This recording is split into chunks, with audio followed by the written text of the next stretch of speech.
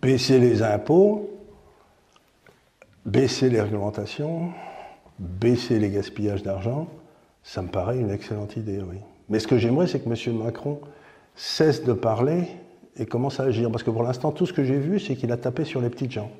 Il a tapé sur le droit du travail, il a tapé sur la SNCF, mais il n'a pas tapé sur la haute administration, il n'a pas tapé sur toutes ces subventions à la loi.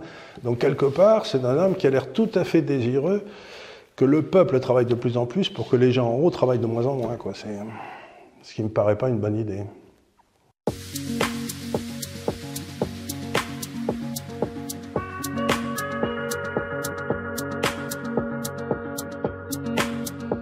On met un pognon de dingue dans les minima sociaux où les gens ne s'en sortent pas. Les propos d'Emmanuel Macron, captés dans une vidéo diffusée sur Twitter, ont fait scandale. Pensez-vous justement, comme Emmanuel Macron, qu'on met trop de pognon dans les aides sociales? Le modèle social français est-il vraiment si peu efficace? Et quelles peuvent être les pistes pour le réformer? Je crois que c'est pas difficile. Encore une fois, on retrouve la même chose. Le poids des transferts sociaux en France est d'à peu près 10% du PIB de plus que ce qu'il est en Allemagne et dans les autres grands pays de social-démocratie du style la Suède, l'Allemagne et tout. Donc, on a un système social qui est épouvantablement mal géré.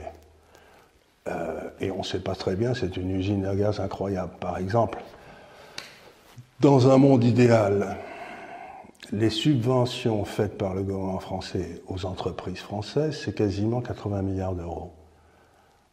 Vous pouvez m'expliquer pourquoi on doit donner 80 milliards d'euros à des gens qui, normalement, devraient s'en sortir tout seuls, quoi, puisque ce sont des... Pourquoi on les donne? Je ne sais plus combien, peut-être vous avez les chiffres, mais l'aide au logement, c'est 140, 150 milliards d'euros la dernière fois que j'ai regardé. C'est absolument monstrueux. Pourquoi cette aide au logement? Quand je vais dans le sud-ouest de la France, où il m'arrive d'aller, où j'ai passé une partie de ma jeunesse, il y a des tas de maisons absolument magnifiques dans la campagne qui tombent en ruine parce qu'on donne des aides au logement pour bâtir des nouveaux trucs. Mais on ne donne aucune aide pour entretenir les vieilles maisons. Et donc tous les gens laissent tomber les vieilles maisons et s'achètent des maisons qui sont des cabanes à lapins, où il y a du bruit, c'est dégueulasse, c'est au mauvais endroit, etc. Donc, encore une fois, si je vois comme ça des exemples patents d'imbécilité technocratique, la formation professionnelle, 1% des salaires, c'est monstrueux ce qu'on dépense. Et les gens y vont et personne ne prend les cours. C'est encore un racket et c'est tout. Donc, il me semble la première des choses que devrait faire un gouvernement de bonne qualité, c'est prendre toutes ces mesures et dire, bon, elles ne servent à rien, vous savez quoi, on va les annuler et on va baisser les impôts d'autant. C'est fou ce que l'économie française boomerait à ce moment-là. C'est ce qu'a fait Trump. Vous savez, c'est comme disait mon vieux maître Milton Friedman, j'ai jamais rencontré une baisse des impôts que j'aimais pas, quoi. Baisser les impôts, baisser les réglementations, baisser les gaspillages d'argent, ça me paraît une excellente idée, oui. Mais ce que j'aimerais, c'est que M. Macron cesse de parler et commence à agir. Parce que pour l'instant, tout ce que j'ai vu, c'est qu'il a tapé sur les petites gens. Il a tapé sur le droit du travail, il a tapé sur la SNCF, mais il n'a pas tapé sur la haute administration, il n'a pas tapé sur toutes ces subventions à la loi. Donc quelque part, c'est un homme qui a l'air tout à fait désireux que le peuple travaille de plus en plus pour que les gens en haut travaillent de moins en moins, quoi. C'est ce qui ne me paraît pas une bonne idée. Et ce que les gens ne voient jamais dans ça, c'est combien ça coûte de donner aux pauvres.